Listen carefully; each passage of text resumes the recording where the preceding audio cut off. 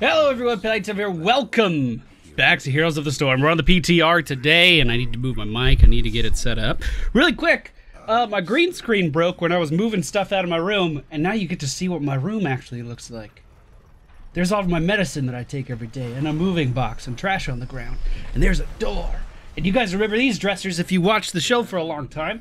But you don't need to see that. We can go in here. We're on the PTR today with friends and viewers just like you who decided to jump in and help me play a game of Stukov.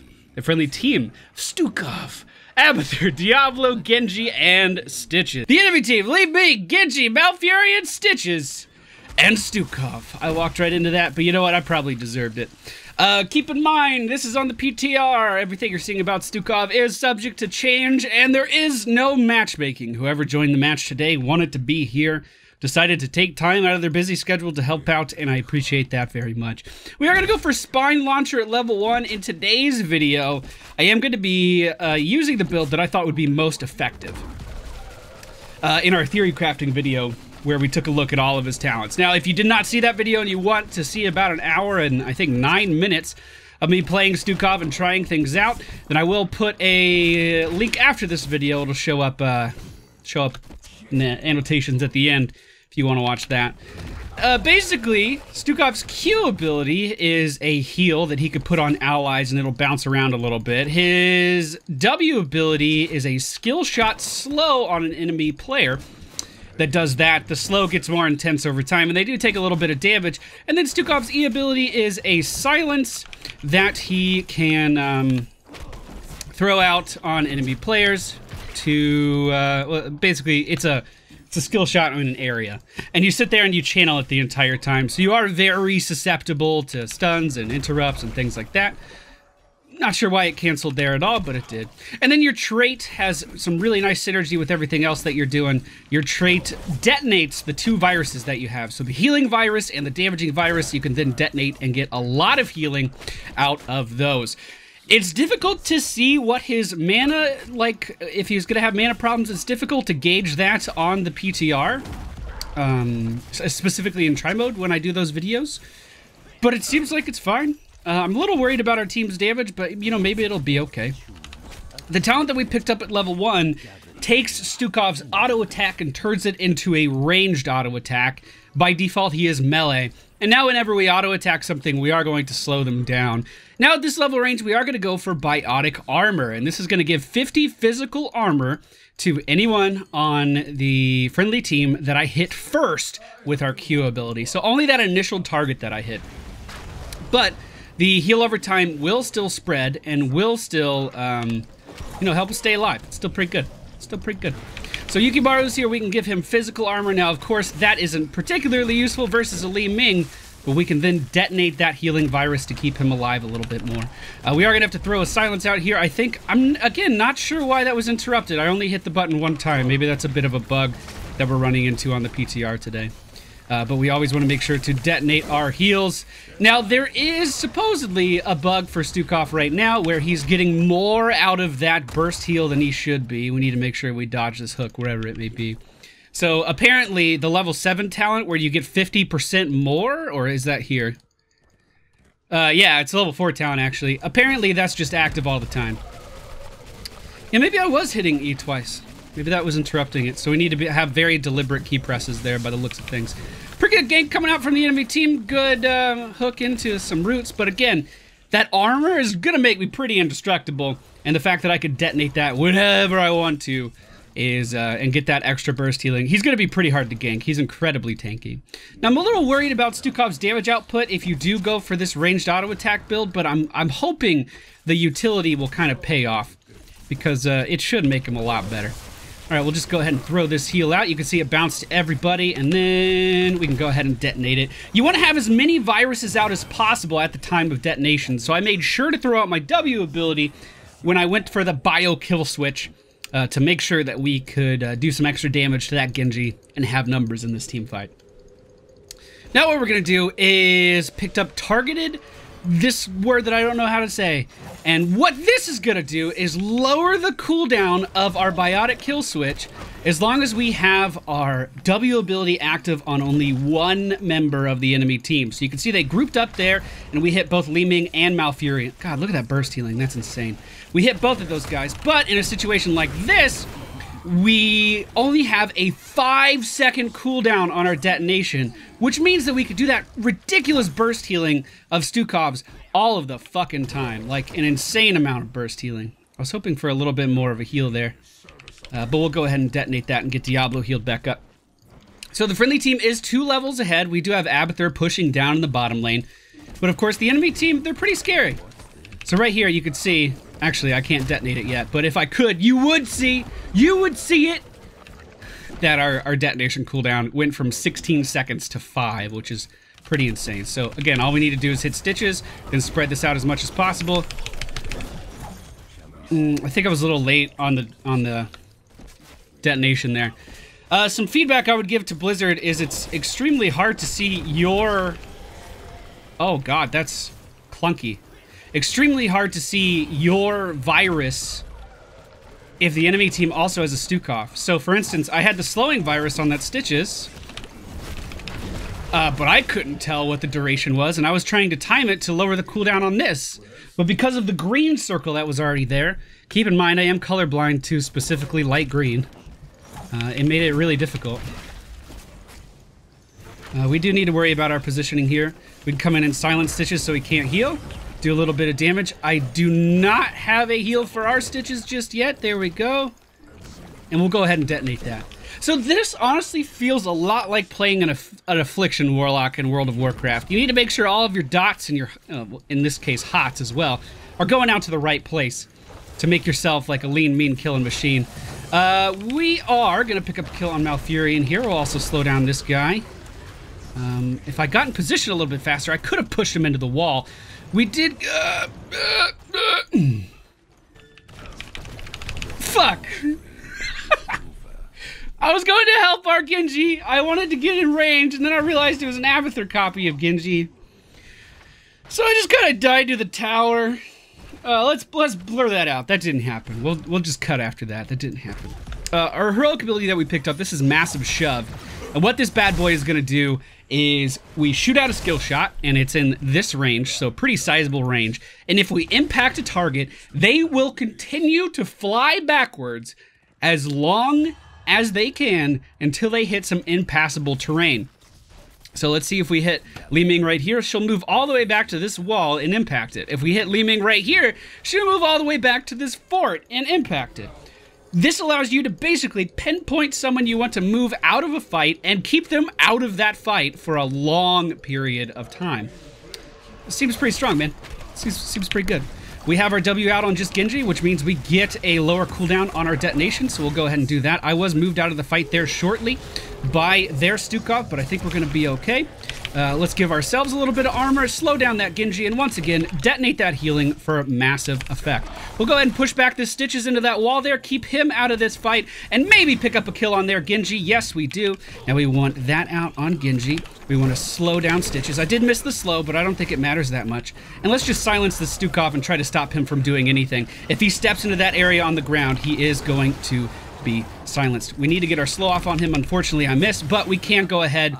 Actually, we can't. We can't burst that. We could just push him into that wall there. The impact of going into the wall is 300 damage at this level. Very, very strong. Very, very strong. And we do pick up our first curse of the game. Good job, team. Good job. We are going to start to unlock more of this combo now. So we have Virulent Reaction. What this does is when we have our weighted pustules out on an enemy, we can then use our E ability to root them in place. So if we combo those two together, we already had the combo where we need our healing out and then just our W on one member of the enemy team, which we can do kind of like this. And go ahead and detonate that and lower that cooldown. We still have that combo. But we can take it a step further now and throw out our W and then root a player on top of that. So basically, Stukov has every form of CC in the game except for a hard stun. Oh, this is going to be perfect, actually. Maybe? I did miss And I think I double tapped E again. That's actually irritating. That was a bug that Chen had for a long time, but they fixed. So I hope they get to that soon. Also, you can see I detonated our heal there. I kill switched our heal. Didn't need to at all. Gave myself a 16-second cooldown for absolutely no reason. Everyone would have been fine with just the normal healing there. And I really do like that playstyle, where you have to knowingly top up your... get out of here. I was trying to move their Genji, but that's okay. Once again, detonating for no real reason. We are in the belly of Stitches, and I do have some cooldowns to help me live, though. So I think we'll be okay. He is going to be caught in that stun. And we'll just go ahead and give myself the armor, just in case they do open up on me. We do have the slow off on just one member of the enemy team. And it looks like Stitches is going to be taken down here. Our healing virus is out on Genji, and we'll go ahead and heal up with that. Push him into that wall, and hopefully live to see another day! All right, so this is, we have a little bit of time before we can actually do some burst healing here. We're gonna go for Universal Carrier. This is going to allow our Q ability to spread indefinitely as long as we're in range of our allies as it's spreading.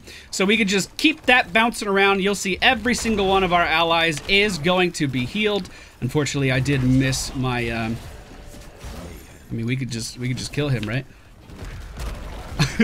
You'll notice that we are just bouncing this heal around all the time, and then I can do that burst healing. So this kind of does alleviate a little bit of the stress of the combo, but not too much. Stitches is in the belly. Let's just body block him, shall we? I haven't actually done the route yet. It's a little bit harder to pull off than I thought. Here we go. Oh, did I not understand the talent right? Oh, we have to detonate it. Okay, so my bad. I thought we just had to land a slow and the E. I still think it's the best talent in the tier. Just for the record. Like, I still want to use it all the time, but it does make it a little bit more technical and does kind of require a little bit more timing than I initially suspected. All right, we'll go ahead and detonate our heal, get Genji healed up, and then start this bouncing again. The beautiful thing about this thing where the Universal Carrier is the fact that we're just healing everyone around us all the time for basically what a regen globe would be doing. So they have permanent regen globe as long as they stay in range. We rooted him in! Beautiful! Let's get this spreading once more. This is gonna be a big burst heal on all of our allies. Unfortunately, I'm taking a lot of damage here. Stitches saved me from the silence. We're gonna pop out of this. We can give ourselves some armor. Unfortunately, I messed up the timing with that detonation again. I shouldn't have done it like that. Genji is gonna be able to pick up a kill there, dodge the Li Ming burst, and is gonna be able to get out of dodge just fine with his E ability. So, I really love the fact that there's a lot to think about with this healer. You know, with Lucio, I liked his mobility. I liked that he was able to stick to walls, and I just liked the fact, again, his mobility, how he could just kind of skirt around the battlefield and stuff. I found that really engaging. But for Stukov, it's like the polar opposite. You're slow and steady, making your way forward.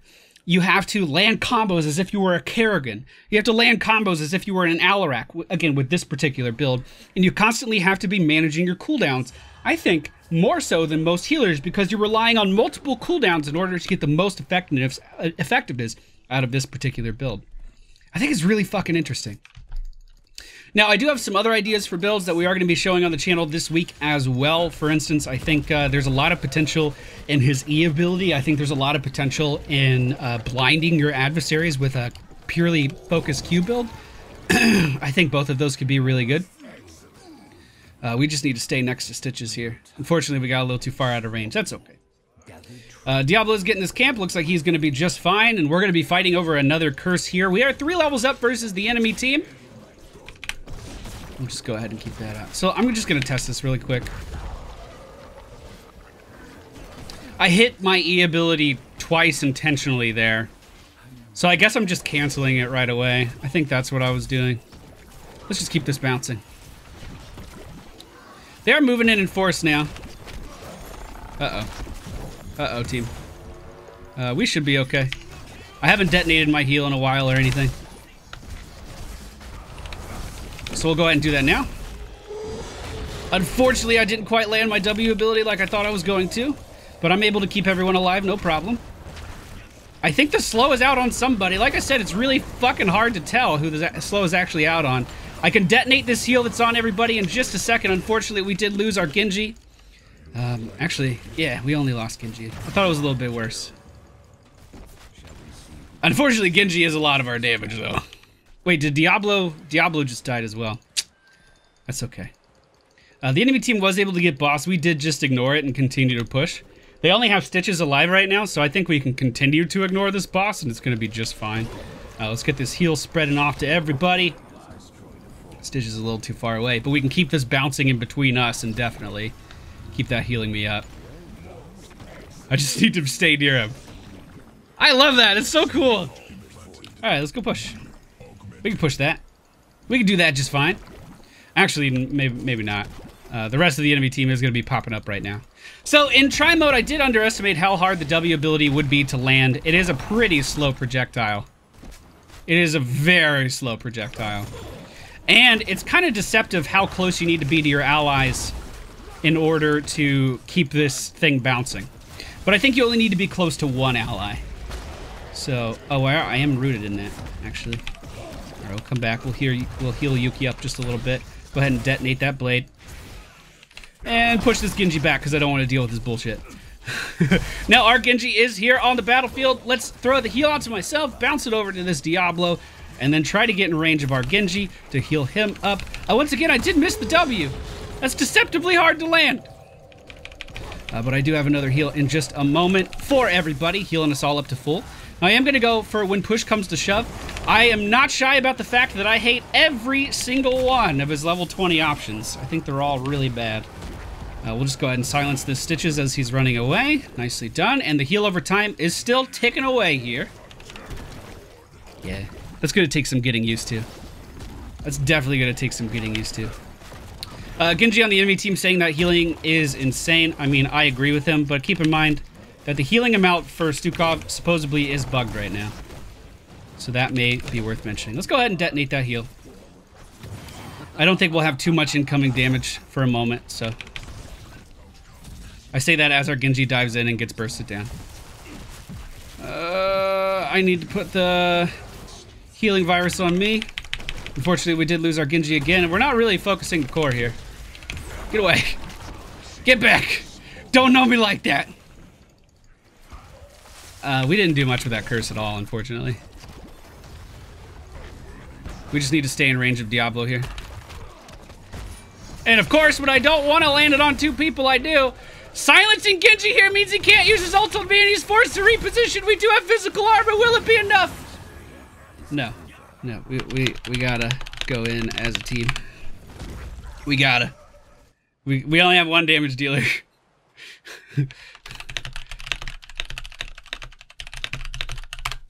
I mean, we drafted this comp. We gotta play around it. We gotta play around it. Alright, so that curse led to no buildings falling down for the friendly team. The enemy team is now hitting 20 because they're starting to rack up a few kills here and there. We are sitting at 94,000 healing done in this 18-minute game. I don't think it's that bad. That may seem high, and the way that he does his healing is very bursty, but I've had 20-minute games on Karazhan, for instance, where I do 200,000 healing. So, I mean, this is a perfectly fine number, but I wouldn't say it's like an outlier in any way. A lot of the skill of this character is really going to come down to being able to land your W if you're doing this particular build. And like I said, in try mode, I did underestimate how difficult that would be to actually do. So the curse is up in the top lane. Looks like the enemy team is going to be grabbing that, and there's nothing we can do about it, and that is fine. We're in a perfectly fine spot even without having it. We are grouped up in the middle lane. Bottom is being pushed right now. It looks like we're probably going to secure that keep. And I think that we could easily pressure core here as well. That being said, the enemy team is kind of postured for boss, so I'm just going to go ahead and ping danger up there, just to make sure that they're aware. But we should definitely push in here and finish off this building. I don't even think the mercenary camp's not even needed. We just come in here and auto attack.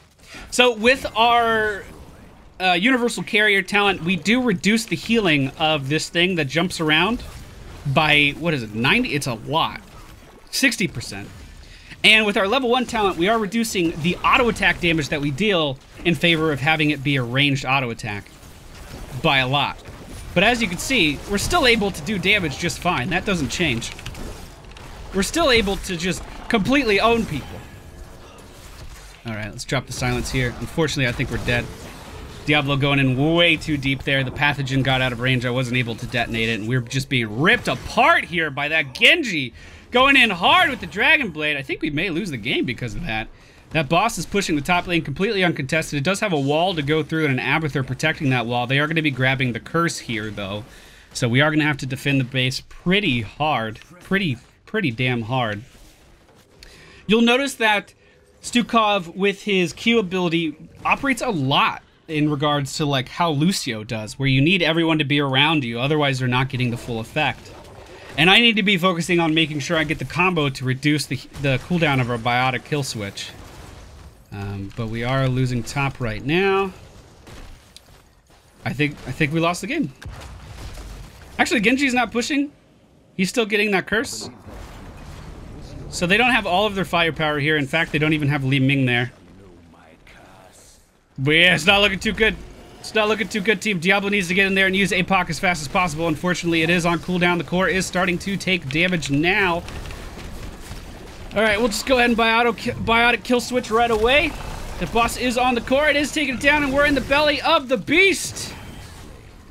I think the right play is just to try to remove this Genji from our base as fast as possible. He is now taken down. We do have Stitches trying to come in here and deal some damage. We can move him off.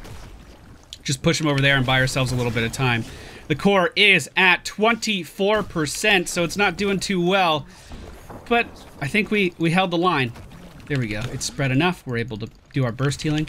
If we can chase some kills here, we're going to be in a pretty good spot. I mean, Abathur can keep the core alive for quite some time.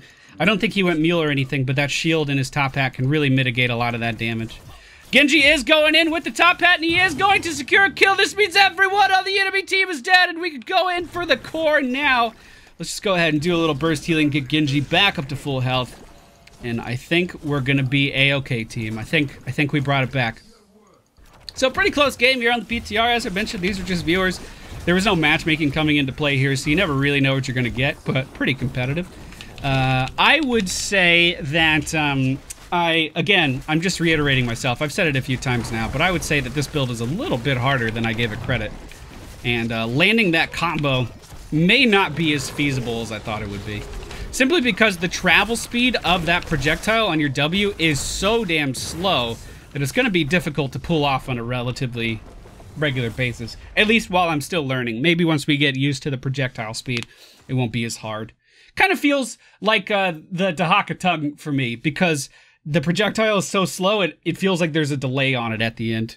So that is my build for Stukov that I like the most in try mode. Again, that was Spine Launcher. Oh, let me say thank you for the leave. Thanks for the help, team. Spine Launcher, Biotic Armor, Targeted Ascension. Did I say it right? I think I did. Massive Shove, Virulent Reaction, Universal Carrier, and Push Comes to Shove. Again, I cannot stress how bad his level 20 talents are. But that's it for me today, everybody. Hope you enjoyed. We'll be taking a look at Stukov again tomorrow. And it's so hot in here, I gotta turn the AC on. Thank you all for watching, and I'll see you all next time.